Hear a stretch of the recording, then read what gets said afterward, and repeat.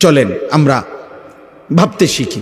আল্লাহ তাআলা আমাদেরকে নতুন করে আবারও ডাকতেছে, বান্দা মাহে রমজান আমি তোমাদের সামনে নিয়ে আসতেছি, তোমাদের এখন দরকার শুধু দোয়া করো, আল্লাহ রমজান আমারে দেখাইয়েন, রমজান পর্যন্ত পৌঁছাইয়েন।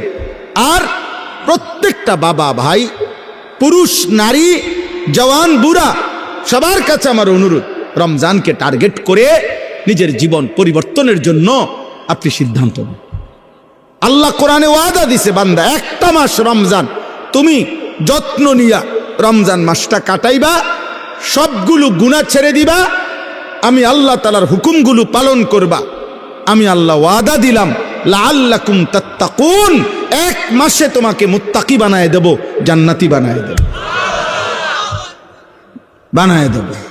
আল্লাহ তাআলা বলছেন, আল্লাহ কোরআনে বলছেন, বান্দা তুমি মনে রেখো কোনোভাবে রমজান বলতে আমি কঠিন কিছু তোমার উপরে চাপাই নাই।